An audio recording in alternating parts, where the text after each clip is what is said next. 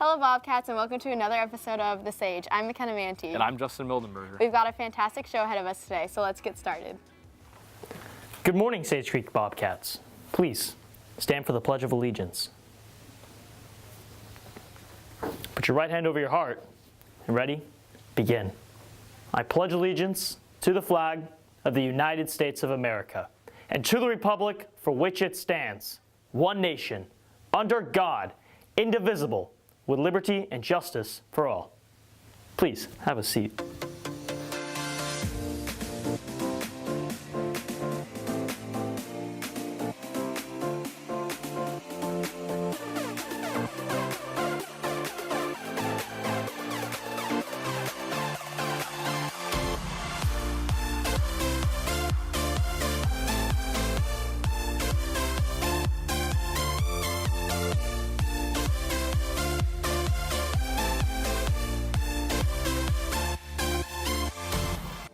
After winter break, the second year of Shadowcats is going to be in full swing. Maxwell Davis talked to sophomore Audrey Goins about all you need to know to prepare for it. What is up, Bobbies? I'm here with Audrey Goins to talk to her a little bit about Shadowcats. So Audrey, could you tell me a little bit about what Shadowcats is? So basically, Shadowcats is a program that was created last year where middle schoolers who are going into high school can spend a day at Sage Creek and follow a current high schooler around the campus.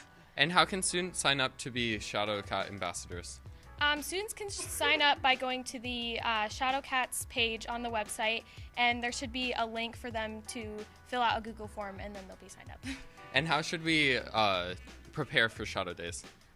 For those who have signed up, you should keep checking your email that you use to sign up throughout break, because that's when I'll send out the assignments. And then for those who aren't signed up and they aren't part of a part of the program, just be welcoming on the Shadowcat days and encouraging to the students visiting our campus.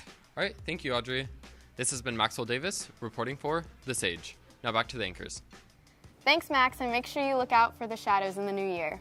I hope to be seeing 8th graders returning as freshmen next year. This school year, Mr. Cordell has been stepping into the shoes of students during his planning period.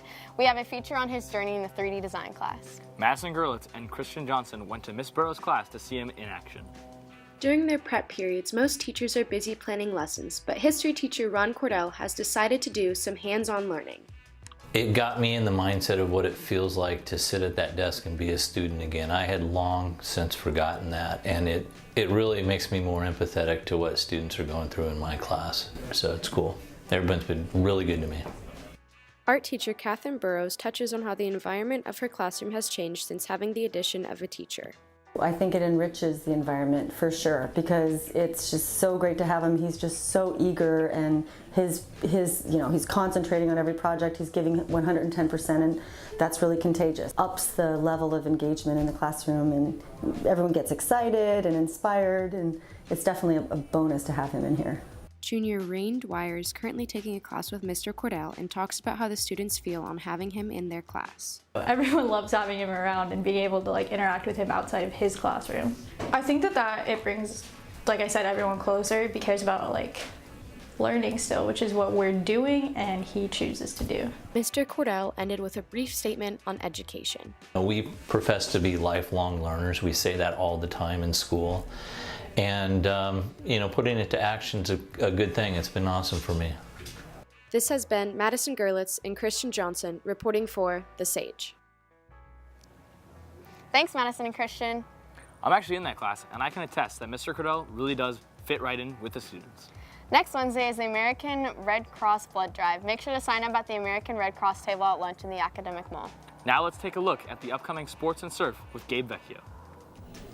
Thank you, Justin and MaKenna. Today we have a continuing west-northwest swell with surf around the 3 to 5 foot range. The cleanest conditions will be in the morning, with larger sets this afternoon when the swell tops out. Low tide will be at this afternoon at 2 p.m. with the high tide tonight at 8:15. Winds will be light and offshore in the morning, shifting to a light onshore flow in the afternoon. This west-northwest swell will join with a west swell into the weekend, bringing surf to the 4 to 6 plus range on Saturday and the 2 to 3 foot range on Sunday when it dies down, with the cleanest conditions in the morning. For sports this week, wrestling has a 2-day tournament today, tomorrow, against the El Cajon Braves. Basketball has a game against the Braves as well. Girls soccer will be playing at home this Sunday. And this has been Gabe Vecchio with Surf and Sports. Now back to the anchors. Thanks, Gabe. As we all know, last week, San Diego County experienced another dangerous wildfire that endangered hundreds of structures and families. Brady Caskey visited some of the most affected areas in Bonsal to check in on the aftermath of last week. As many of you know, last Thursday, a fire broke out near the junction of the 76 and I-15, most significantly impacting the Bonsal and Lower Fallbrook areas. This area is known for its agricultural land and its horses. In the area behind me, you'll see the remains of what once was someone's car, most of which has been reduced to ashes. The homes behind me are just some of the 157 buildings destroyed, 8 of which were stables holding horses. This is all just a small glimpse of the total area burned, but you can still see the amount of damage this fire has caused. Fortunately, however, no lives were lost, with only 3 injuries sustained in this 4,100-acre fire. This has been Brady Caskey and Joey Babcock reporting from West Lilac Road, Bonsal, California. Thanks, Brady. For our final piece, we have an interview with some members from band about their winter concert Monday evening. I'm here with some members of band and orchestra to get a little information about their upcoming winter concert. So, what is the winter concert? When is it happening? And just tell us all the details. The winter concert is a performance consisting of the instrumental and vocal music groups. It will be this Monday on December 18th at 7 o'clock at the Carlsbad CSE. Awesome. Okay, and then are there any interesting activities going to be at this event? Absolutely. In addition to the performances at our intermission, we are offering our first annual silent auction. The prize of this whole auction, we've got a $1,500 value safari park thing where you get to actually go on the photo safari, and there's a bunch of other vendors. You can get gift cards to restaurants and things like that. And we are also selling our discount cards as a fundraiser. So lots of great things going on, and chamber music going on during that intermission as well. Wow, awesome. Sounds like a great event so far. And how long has band and orchestra been preparing for this winter concert? We've been preparing ever since our last concert, the fall concert, so that's about a try and a half-ish. Wow, that's a lot of time, a lot of practice. Okay, and finally, how can students attend? Well, just come to the CAC on Monday. It starts at 7, and general admission will be $8, but if you have your student ID, you only have to pay $5. Okay, thanks you guys. This has been Madison Young, and back to the anchors. Thanks, Madison and Kylie, for the info. Make sure to check out the winter concert Monday at 7 p.m. That's all we have for this week's show, Bobcats. Don't forget to download the Sage News app and turn on post notifications to get daily updates on all that's going on around campus. And make sure to head over to thesagenews.com for all news stories. Thanks for watching. I'm Justin Mildenberger. And I'm MaKenna Manti. And this is The Sage.